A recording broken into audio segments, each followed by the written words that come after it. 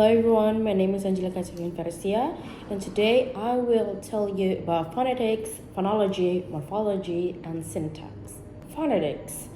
Phonetics is the scientific study of human speech sounds, divided into three main branches. The first one is articulatory phonetics.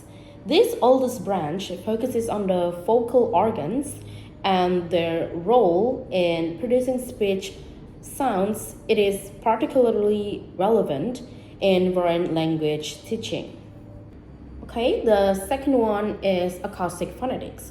This branch examines the physical properties of speech sounds as they travel through the air as sound waves.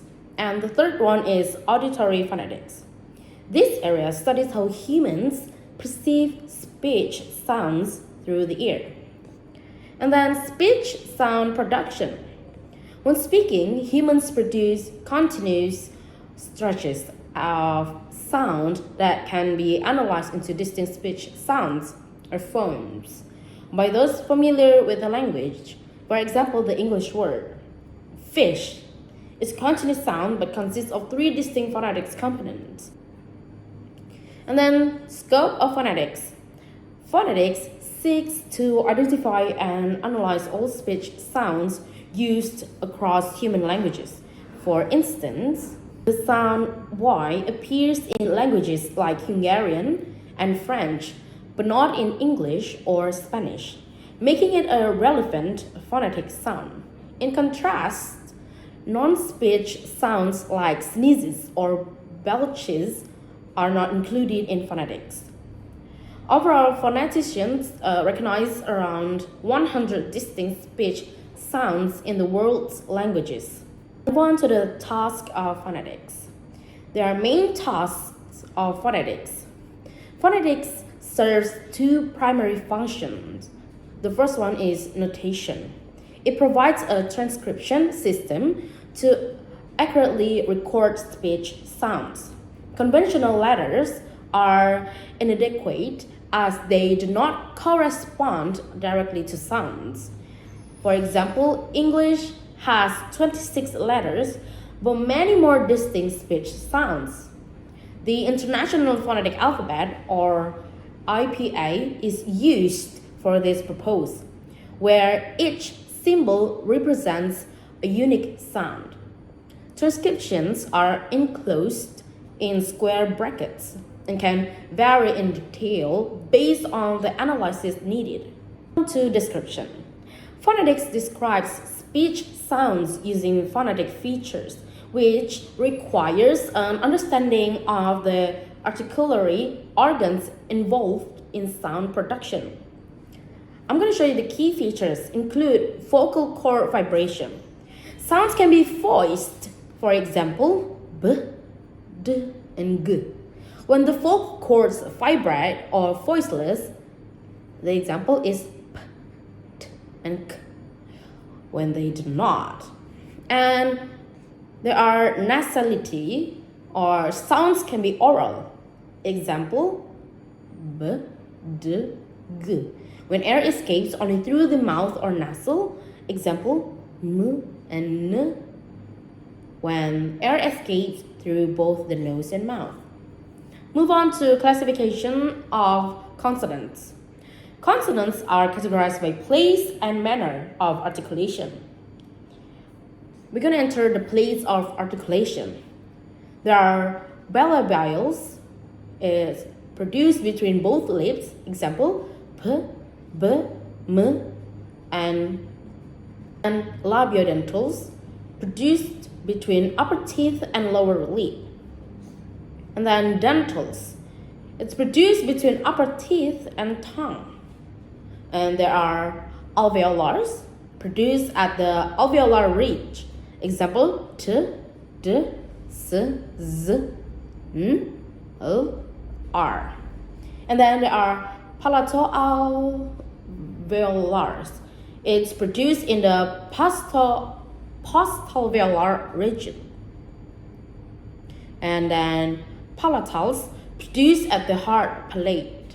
And then velars, produced at the soft palate. And the last one is glottals. It is reduced in the glottis. Now, move on to the manner of articulation. There are plosives or oral stops. It is complete closure followed by explosive release. And then fricatives or spirants. It is narrowing that causes friction. And then affricates. It is a combination of plosive and fricative characteristics. And then there are nasals or nasal stops.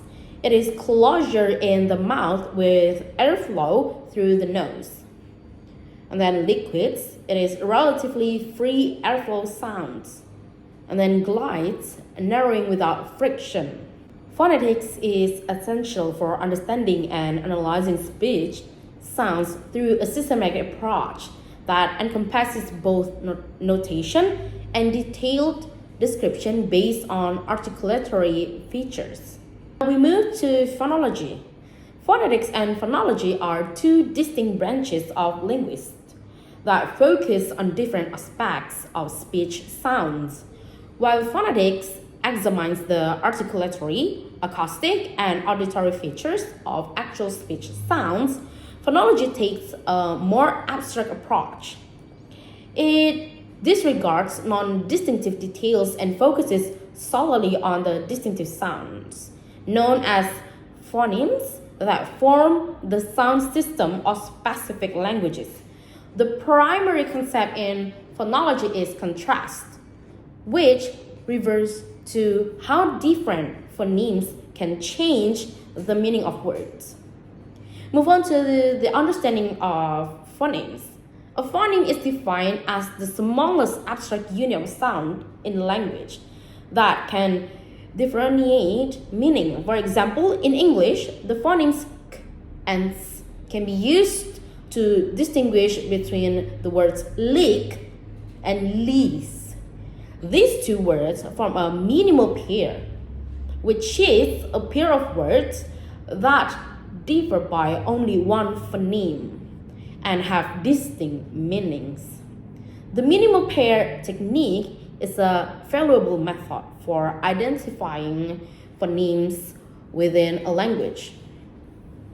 By substituting one sound for another, we can observe whether the change results in a different word.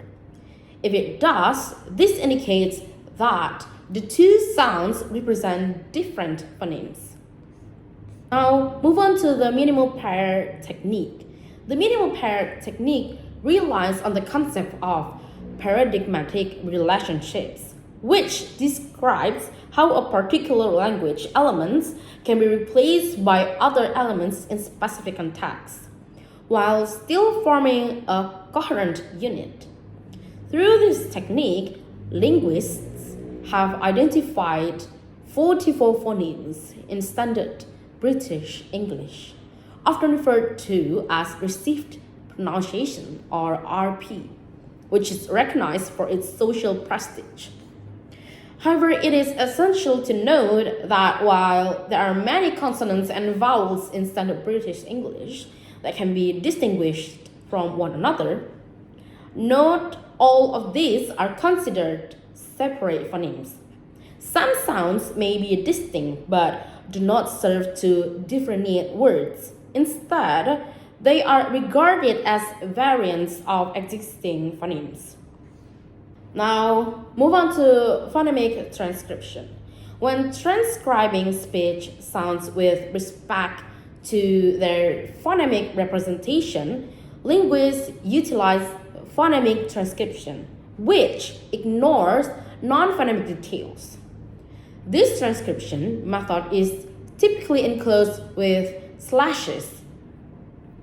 In contrast to narrow phonetic transcription, which captures all possible nuances of pronunciation, phonemic transcription uses fewer symbols since it only represents distinct phonemes. Both phonetics and phonology are concerned with speech sounds. They operate at different levels of abstraction. Phonetics provides a detailed analysis of how sounds are produced and perceived, whereas phonology focuses on the abstract units of sounds that convey meaning within a language. The minimal pair technique serves as an essential tool for identifying these phonemes and understanding their role in linguistic structure. By mastering this concept, language learners can enhance their pronunciation skills and improve their overall communication effectiveness. Now we move to morphology. The term word can have multiple meanings in linguistics. It can refer to vocabulary items such as dictionary entries, example, take, or to the various inflected forms of a word, for example, take, takes, taking, took, and taken. Additionally, some expressions like life insurance consist of two written words. To clarify these distinctions, we will use specific terms. There are lexeme, synthetic word, and orthographic word. I'm going to tell you about lexemes. What is lexemes? A lexeme is an abstract unit in the lexicon that represents the base form of a word without inflection. It serves as the foundation for all its inflected variants. To differentiate lexemes from their inflected forms, lexemes are typically written in capital letters. For instance, the lexeme take encompasses all its inflected forms: take, takes, taking, took, and taken. Continue to synthetic words. A synthetic word refers to any inflected variant of a lexeme, including those with zero inflection. The various forms of take are examples of synthetic words. Inflection modifies the shape of a lexeme to clarify its grammatical relationships within sentences. For example, in the sentence, he takes them, the verb takes is in the third person singular present tense. The subject pronoun he and the object pronoun them also undergo inflection. Collectively, all inflected forms of a lexeme are known as a paradigm. And then go to the orthographic words. The term word is also commonly used to describe a unit of writing, specifically a sequence of graphic symbols separated by spaces on either side with no internal spaces. This is referred to as an orthographic word. For example, life insurance consists of two orthographic words, while I'm is considered one orthographic word despite containing two lexemes. In linguistic studies, lexemes and synthetic words are more significant than orthographic words. Lexemes can be compared to types, abstract categories, while synthetic words represent tokens or specific instances. Lexemes and their variants belong to different synthetic categories or parts of speech. Contained words include nouns, verbs, adjectives, and adverbs. Function words include conjunctions and pronouns. Move on to morphemes. Morphemes are defined as the smallest meaningful units of language that cannot be divided without losing their meaning. They are represented between braces. Lexemes and synthetic words can consist of one or more morphemes. For example, the lexeme teacher comprises two morphemes, teach plus er, while albatross consists of one morpheme, albatross. Thus, teacher is bimorphemic or two morphemes. An albatross is monomorphemic or one morpheme. When morphemes are realized in speech or writing, they produce morphs, which are the physical manifestations of morphemes. These morphs can take various phonological forms, known as allomorphs, which share the same meaning but appear in different phonological environments. Move on to morphs and allomorphs. There is a parallel between the relationships of morphs and allomorphs to morphemes and phonemes. Just as phonetics deals with phones and allophones, while phonology focuses on phonemes, morphology examines morphs and allomorphs in relation to morphemes. Allomorphs may vary due to phonological conditions based on surrounding sounds or lexical conditioning based on specific words. For instance, the plural morpheme has 3 regular allomorphs depending on the final sound of a noun. The example is. After sibilants, example boxes. And then there are s. After voiceless non-sibilants, example books. And z after voiced non-sibilants, example bags. In some cases, allomorph variation occurs due to morphological conditioning, where one morpheme influences another realization. Move on to types of morphemes. Morphemes can be categorized into 2 types based on their ability to stand alone. There are free morphemes. These can function independently as whole words, example house and albatross. And the next one is bound morphemes. These morphemes must attach to other morphemes within words. Example, plural, as, adverb forming, ly.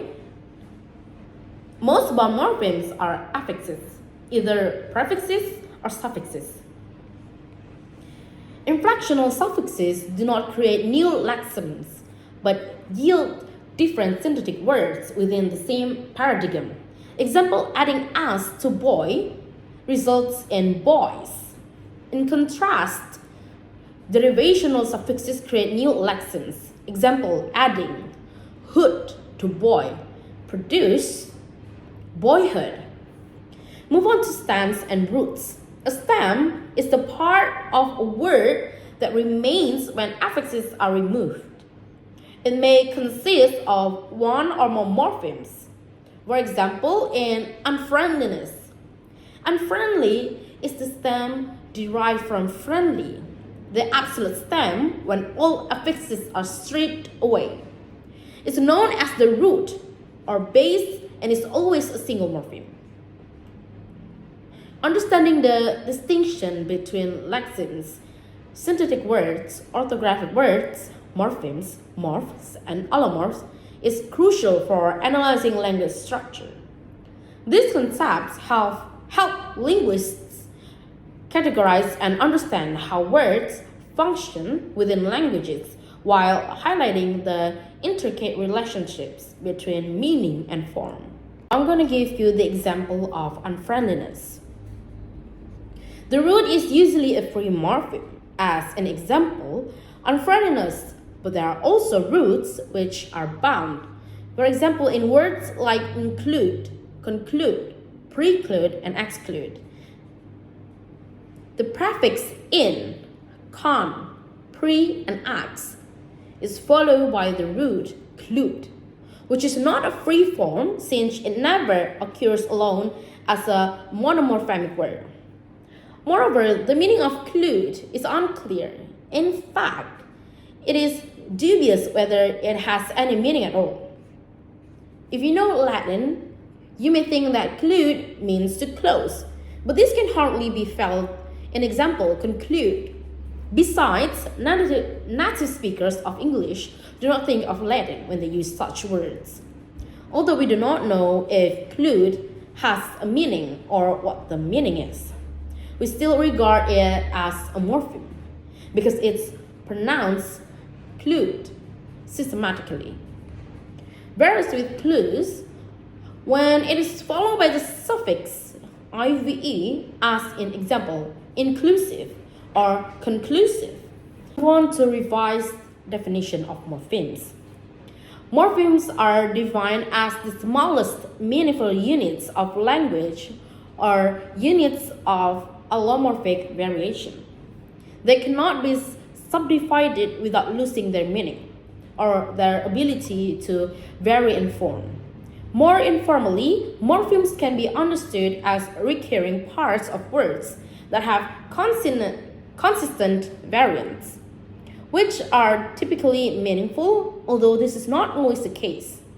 There are words which are easy to segment into morphemes. For example, un plus friend plus li plus ness. And then there are girl plus as. And then smoke plus ed. Languages in which most words are of this kind, example, in which most words are sequences of separable morphemes, are called agglutinating languages. Now move on to types of words and morphemes. Words can be classified based on their morphological structure. Monomorphemic words consist of a single morpheme, such as go, coffee, and elephant. Languages where most words are monomorphemic are known as isolating languages. Classical Chinese is a prime example. In contrast, some words feature fused morphemes that cannot be separated, such as took from take plus ed and mice from mouse. Languages characterized by such morpheme fusion are termed functional languages, with Latin being a typical example. While these classifications help categorize languages, they are not absolute. For instance, English is primarily isolating due to its large number of monomorphemic words, but it also contains elements of agglutination and fusion. Hungarian, on the other hand, is predominantly an agglutinating language. Move to word formation processes. In addition to borrowing words from other languages, example alcohol from Arabic, or creating new lexemes, example Xerox, languages can generate new lexemes from existing ones through various word formation processes. There are some common methods. The first one is derivation or affixation. This process involves adding prefixes or suffixes to create new lexemes. For example, kingdom.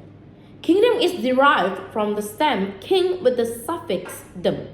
And then there are impolite, comes from polite with the prefix im.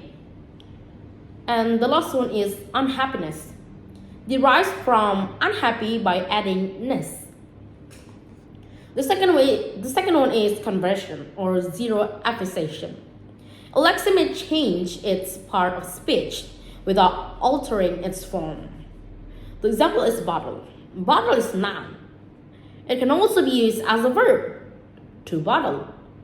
This process can include subtle pronunciation changes known as approximate conversation, such as suspect. Suspect is verb versus suspect, noun. The third one is compounding. This involves combining two roots or lexemes to form a new compound word, such as blackmail, goldfish, and White House.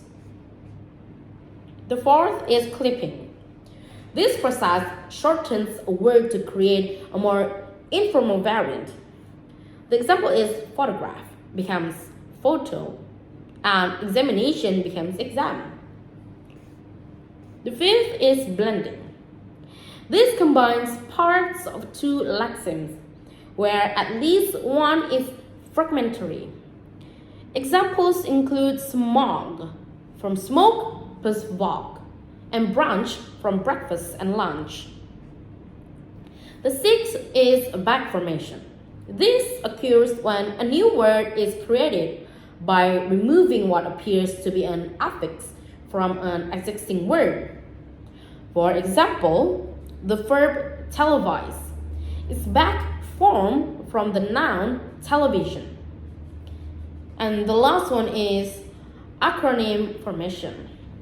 Acronyms are created from the initial letters or parts of words often pronounced as single words. Example, radar. For radio detecting and ranking, or as sequences of letters.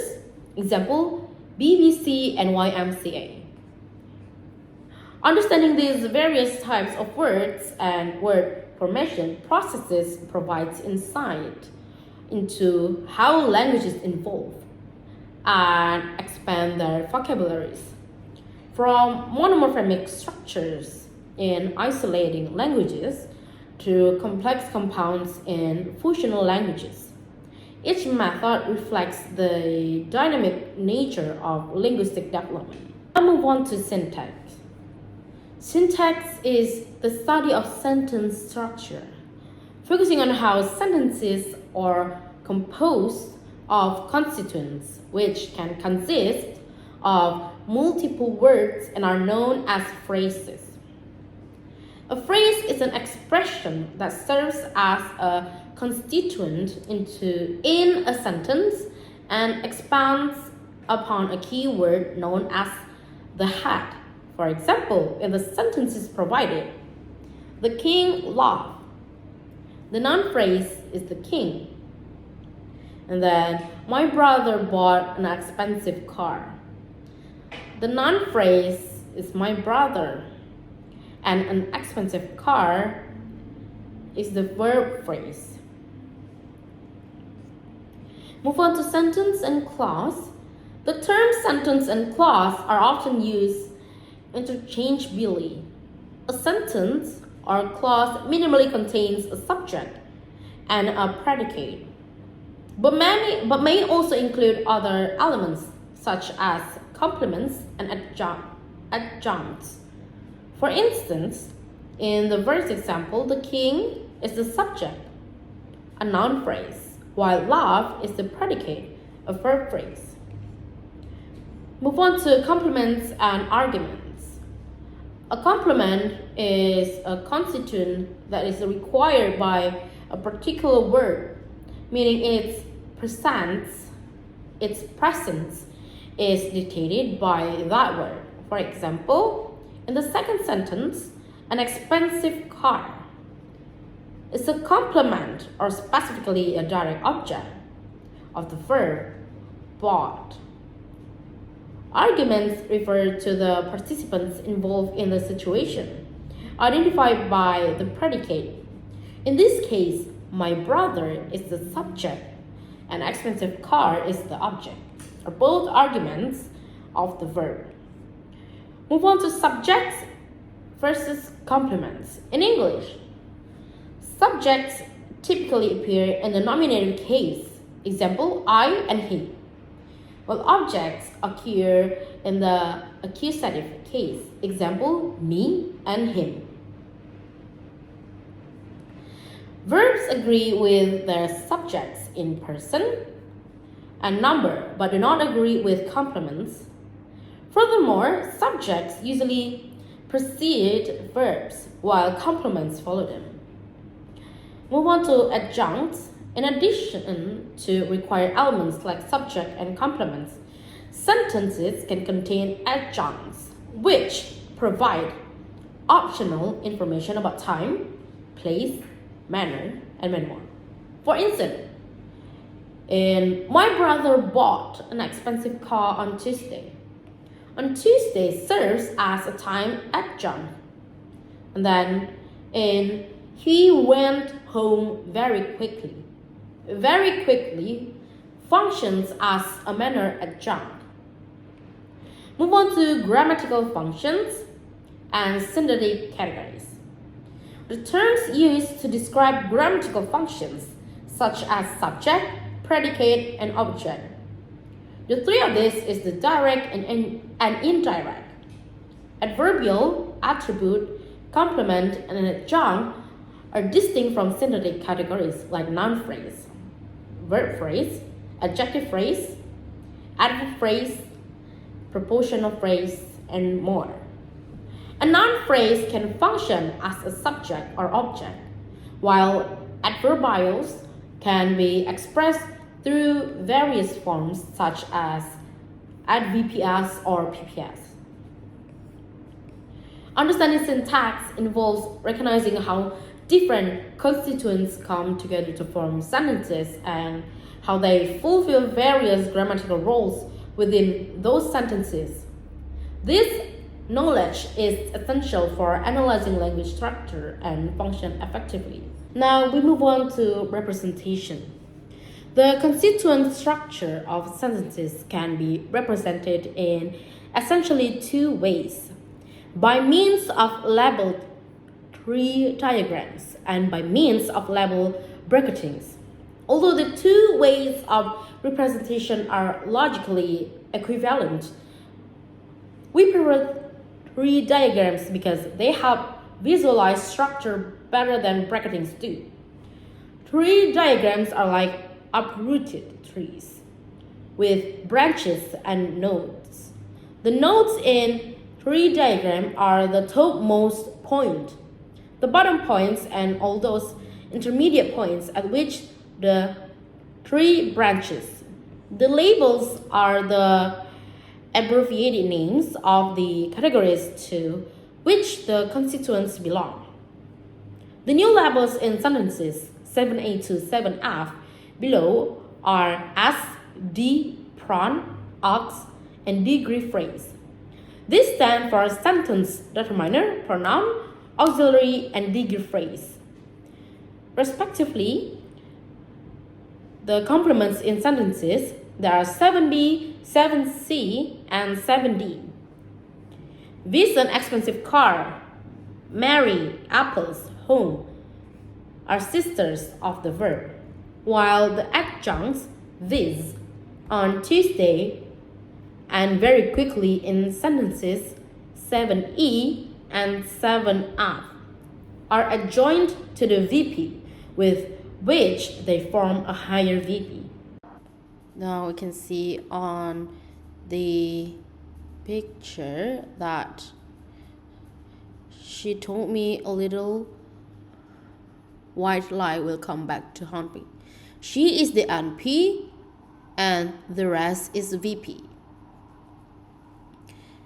Now see, you open subject and put NP and VP. On the NP side, there is pronoun and that is she.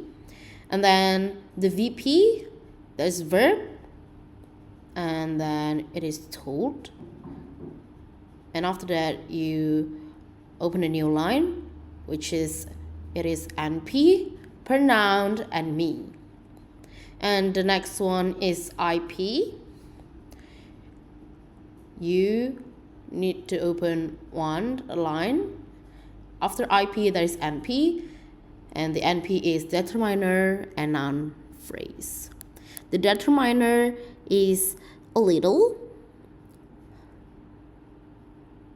and the NP is, you need to open two lines, that is adjective and noun.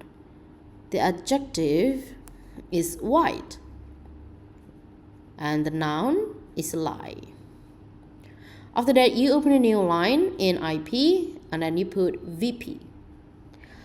After that, you open two lines again, which is VP and SC.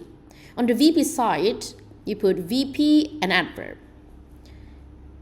After that, open two lines again in VP, you put auxiliary and verb. The auxiliary is will and the verb is come. The adverb is back. On the SC side,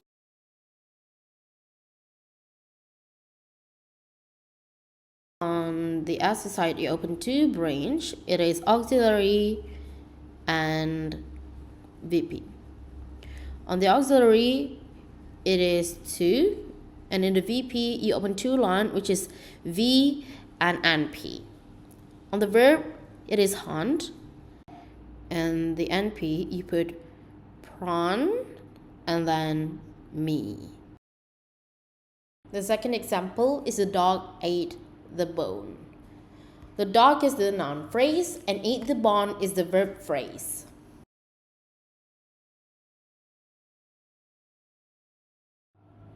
Now open, that is as, put NP and VP. The dog is the noun phrase. So in the noun phrase, you put determiner and noun. The determinant is the, and the noun is dog. And then on the VP side, it is ate the bone.